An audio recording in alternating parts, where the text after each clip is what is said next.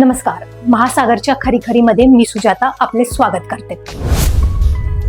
आज शेतकरी नेते आणि माजी खासदार राजू शेट्टी यांनी एका अतिशय महत्त्वाच्या मुद्द्यावर लक्ष वेधलेले आहे.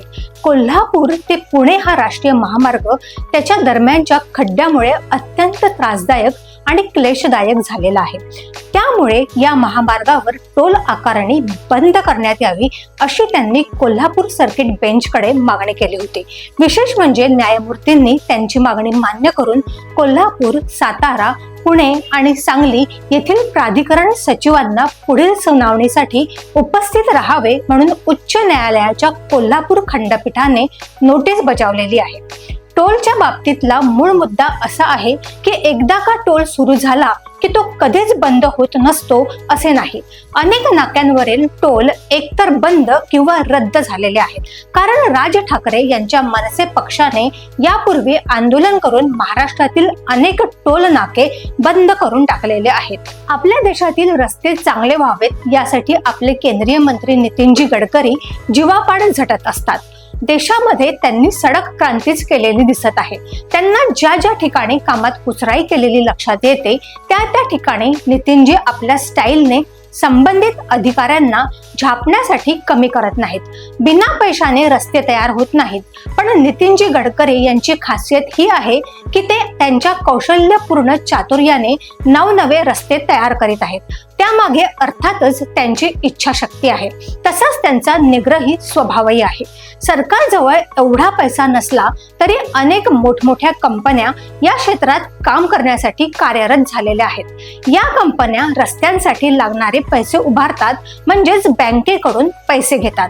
रस्ते बांधताना आणि 15 ते 20 वर्षात त्या रकमेचे व्याज आणि नफा मिळवून आपली वसुली मुद्दलीसह करतात. कोणाला पटो किंवा न पटो, परंतु चांगले रस्ते होणे ही आता आपली आणि येणाऱ्या काळाची गरज झालेली आहे. आपल्या देशात 50-60 वर्षांपूर्वी अतिशय कमी गाड्या होत्या. साधी अँबेसेडर किंवा फियाट गाडी ज्या व्यक्तीकडे असायची त्याचा तोरा त्या काळामध्ये मोठाच होता.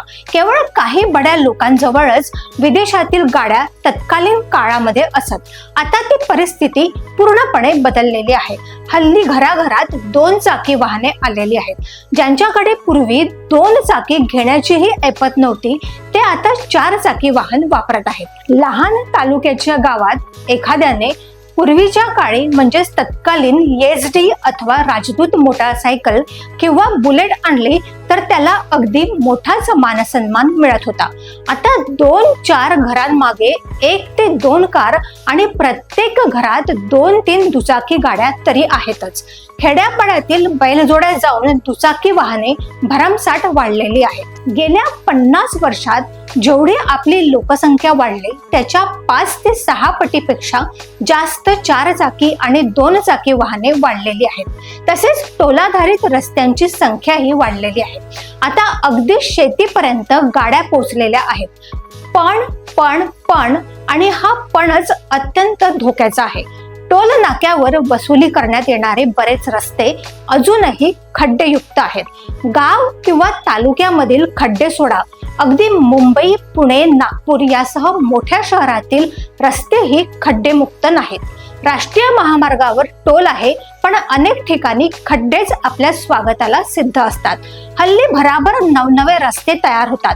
त्यातील अनेक सिमेंटचे रस्ते इतके खड्डेयुक्त असतात की त्याची धड दुरुस्तीही करता येत नाही. त्यामुळेच कोल्हापूर ते पुणे राष्ट्रीय महामार्गातील खड्डे दुरुस्त होत नाहीत तोपर्यंत टोल आकारू नये ही मागणी रास्त नाही असे कोणी म्हणेल? आपल्या देशातील त्यासोबतच आपल्या राज्यातील राष्ट्रीय महामार्गाचे, राज्य महामार्गाचे, जिल्हा, तालुका आणि गावांना जोडणाऱ्या आंतरमार्गाचे आणि विशेषतः शहरातील महामार्गांचे एकदा ऑडिट झालेच पाहिजे.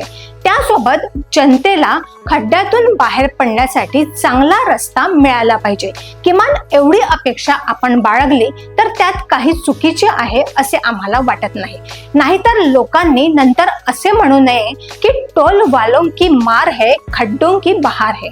त्यामुळे चांगले रस्ते मिळावे अशी अपेक्षा करणे यामध्ये काही गैर नाही, कारण टोल आपण सारे भरतच आहोत.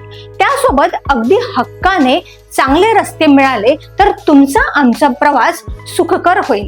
चांगले रस्ते मिळावे इतकीच आमची अपेक्षा आहे. अशाच घडामोडींसाठी बघत रहा महासागर. अजूनही तुम्ही आमच्या चॅनलला सबस्क्राईब केलं नसेल तर लगेच सबस्क्राईब करा, लाईक करा, शेअर करा आणि बघत रहा महासागर. नमस्कार.